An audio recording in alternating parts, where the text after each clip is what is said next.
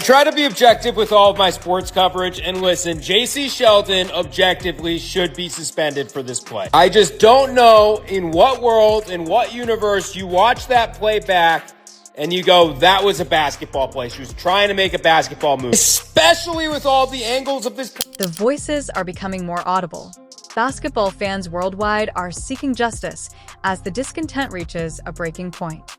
Following Jacy Sheldon's brutal attack on Caitlin Clark, the WNBA community has erupted in indignation, and they are making it very evident that they want Sheldon to suffer severe financial repercussions for her careless conduct, which could have put an end to the career of the biggest superstar in women's basketball.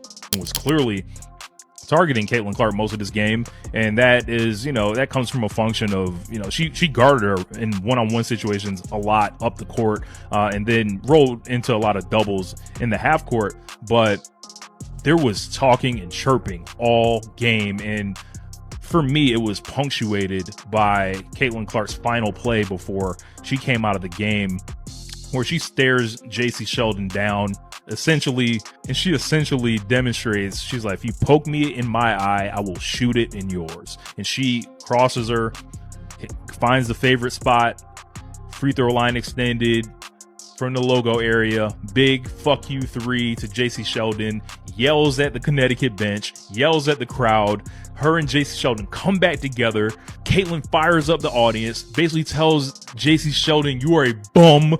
Fans are begging the WNBA to fine Sheldon a hefty sum in order to finally send a message, and the attitude is catching on like wildfire on social media and in sports forums everywhere. The league must at least impose such a harsh financial penalty that potential assailants will reconsider targeting Clark if they are unwilling to safeguard their golden goose through appropriate officiating. Every time Caitlin Clark takes the court, her opponents act like they've been booked for a main event brawl. The WNBA is doing nothing about it. Opponents aren't playing ball. They're strategically ambushing her. They're trying to injure her. Opponents bring chaos. She brings composure. And what Sophie did last night is completely valid. The WNBA has to do something about this. We saw yet another chapter in the ongoing story of Caitlin Clark being handled like a human punching bag as the WNBA looks the other way during what should have been a regular Tuesday night game between the Indiana Fever and Connecticut Sunday. But this time, the attack was so obvious and hazardous that even bystanders couldn't fail to notice Sheldon's motivation. Clark and Jacy Sheldon. There is a legitimate hatred there. If you guys have heard, this Ohio State team, this 2023 Ohio State team hated that Iowa team. And this is Jacy Sheldon, who was Caitlin Clark's direct matchup in these games. Like I tweeted out, forget Dejanay. This is Caitlin Clark's one true rival. While playing defense, Jacy Sheldon purposefully poked Clark in the eye, a move that might have seriously and permanently harmed the league's most valued player. This incident was made even more heinous by Sheldon's subsequent malevolent grin. Supporters quickly pointed out that this basketball play wasn't an accident. This was a planned attack on the lady who has single-handedly prevented the WNBA from becoming obsolete. Funny thing about that whole Caitlin and Jacy situation last night is it's like on a if you know thing. These two have been running the friendly fade on the court for like the last 4 years. They played in college, had great battles, so I'm not surprised last night happened. If you're having fun, please subscribe. The events that transpired next were similarly unsettling. Sheldon proceeded to act aggressively by seizing Clark's arm and driving her claws into her flesh after jabbing her in the eye. An extra foul that the officials failed to call at all. When Clark was still flinching from the original injury, Marina Mabrey joined the assault by pushing her to the ground from behind, as if the eye poke wasn't enough.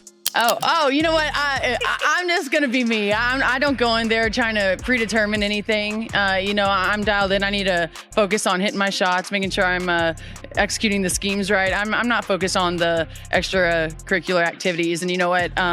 During that, it was just part of the game. I think the refs had a lot to do with that. It was a build-up for a couple of years now of them just not protecting, the star player of the WNBA. And so at the end of the day, I'm going to protect my teammates. That's what I do. And I'm a team player, so it's all good. The intensity of fan annoyance that had been growing for years was made clear in the immediate wake of Sheldon's attack. Fans demanded harsh punishment on social media within hours of the occurrence, ranging from huge fines to suspensions for the entire season. As fans of Caitlin Clark deluged Sheldon's Instagram account with harsh criticism remarks, ranging from calling her unprofessional and bitter to questioning if she belongs in any professional league, the hashtag Jacy Sheldon started trending across several platforms. Look at it from behind or from the side. It's so obvious that she straight up leapt out towards Caitlin and got her right in the eye. And the more I try and watch it back and you try to be objective, there is no world where this was a basketball play. And yes, she was playing tough defense on Caitlin up until that point, but she leapt forward, and it's not like it's defensible where you can say she tried to get the ball, because her hand at that point was so far away from where the ball was. It's not like Caitlin was dribbling the ball up near her face. How she was not ejected for this, I don't know. The broadcast was talking about it, and that's why Sophie Cunningham even had the opportunity to hard foul her at the end. I don't know what you do, but the league's got to do something. Even well-known members of the media joined the chorus of indignation. Jimmy Fallon addressed the WNBA leadership directly on The Tonight Show, asking, "What's going on in the WNBA? At all means, keep Caitlin Clark safe. Please, enough of this." When well-known entertainment personalities openly criticize the league's shortcomings, you know the issue goes beyond basketball. Barstool Sports' Dave Portnoy was unreserved in his criticism, labeling the attackers envious loser punks and advising them to join a recreational league where nobody is interested in them. The WNBA is not interested in this kind of widespread public attention. Bad press that highlights their repeated inability to safeguard their most important asset. Stop the fighting. He thought they meant the WNBA. What is going on? Protect Caitlin Clark at all costs, please. Enough of this. Please. Please, enough of this. You must comprehend the enormous importance that Caitlin Clark adds to the WNBA in order to comprehend why fans are calling for Sheldon to receive such a harsh punishment. The statistics are clear and show that one guy is solely responsible for the league's present success.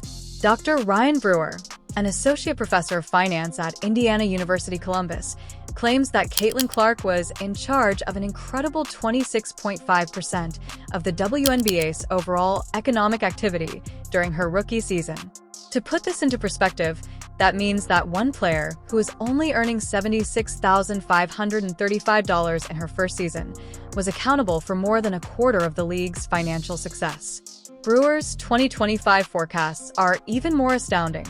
According to his projections, Clark could have a total economic impact of around $1 billion for the WNBA this season.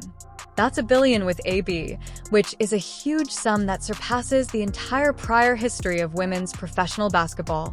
When one player is in charge of so much financial activity, it is not just immoral but also financially disastrous to let her be singled out and possibly hurt.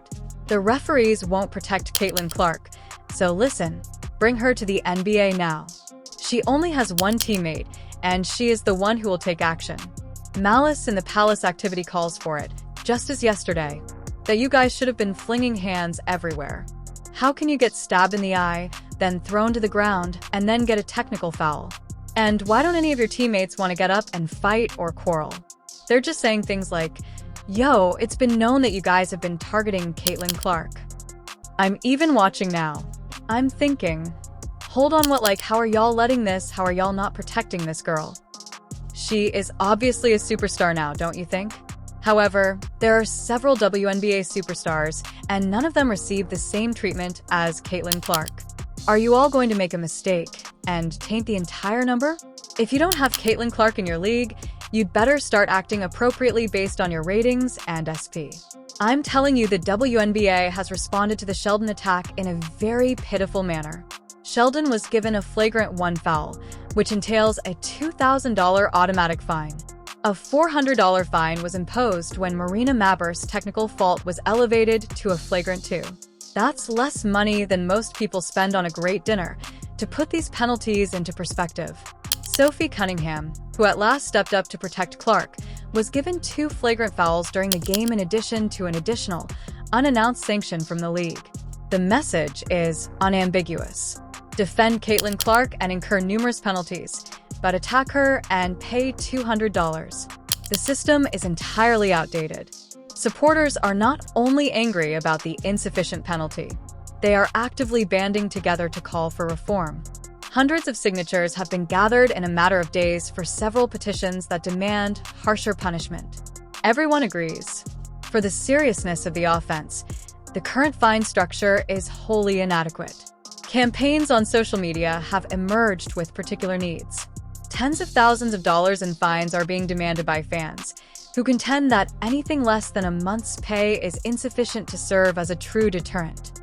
Some are even requesting that Caitlin Clark receive a percentage of any fine directly in exchange for the harassment she has faced.